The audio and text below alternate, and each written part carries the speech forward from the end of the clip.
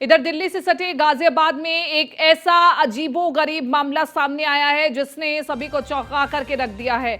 तो गाजियाबाद से अजीबोगरीब मामला आया सामने, जहां ऑनलाइन गेम ऐप के जरिए हुई दोस्ती के बाद एक युवक अपने धर्म को भूलकर दूसरे धर्म के धार्मिक स्थलों में जाना उसने शुरू कर दिया। और इतना ही नहीं, उसके मोबाइल और लैपटॉप को खंगाला गया तो उसमें देश विरोधी और दूसरे धर्म की किताबें भी पाई गई हैं। आखिर जब इसकी जानकारी बच्चे के घर वालों को मिली तो थाना कविनगर में बच्चे के पिता के द्वारा तहरीर दी गई और तहरीर के आधार पर पुलिस ने मामला दर्ज करते हुए गहन जांच शुरू कर दी है। पिता ने बताया कि उनका बच्चा कुछ समय से अजीबोगरीब हरकत कर रहा है, यानी उसका व्यवहार एकदम से बदल सा गया है। घर से कई घंटे के लिए वो बाहर निकल जाता है या फिर वो जिम जाने का बहाना बना करके घर से बाहर ही रहता है। लेकिन जब उसका पीछा किया गया तो जानकारी मिली कि वो दूसरे धर्म के धार्मिक स्थल पर जाता है। और इतना ही नहीं, उसके मोबाइल में खेले जाने वाले गेम ऐप को भी जब खंगाला गया तो उसमें दूसरे धर्म से जुड़ी किताबें भी पाई गई। और ये सब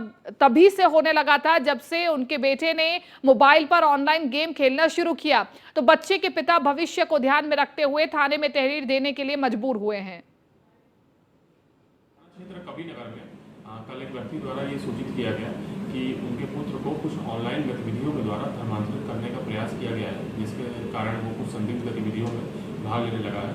उक्त सूचना पर तत्काल ही सुसंगत धाराओं में अभियोग पंजीकृत किया गया तथा इसमें सभी पहलुओं पर जांच की जा रही है। पूरे प्रकरण के संदर्भ में अग्रिम वैधानिक कार्रवाई सुनिश्चित की जाएगी।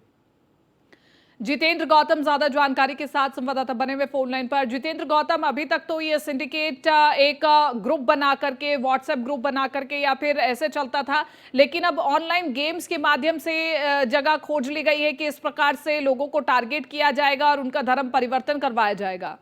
हाँ जी बिल्कुल, देखिए आज के समय में अगर देखा जाए जो धीरे धीरे अपनी जवानी की ओर बढ़ते हैं या फिर जिनकी उम्र महज 12 से 16 साल के बीच होती है, वो लोग ऑनलाइन गेमिंग बहुत ज्यादा खेलते हैं, जिसको लेकर अब जो नजरिया है वो तरीका है उसको बदला है और अब ऑनलाइन गेमिंग को लेकर ये चीजें सामने आई हैं। और जिसमें सबसे बड़ी बात ये है कि जब ये जो छात्र था अपने घर से तब ये निकलता था तो बोल कर जाता था कि मैं जिम जा रहा हूँ, लेकिन जब लगातार परिवार वालों को शक हुआ तो उन्होंने उसका पीछा किया और वो देखकर हैरान रह गए कि उनका बेटा एक दूसरे धार्मिक स्थल पर जाता है और वहाँ पर नमाज अदा करता है।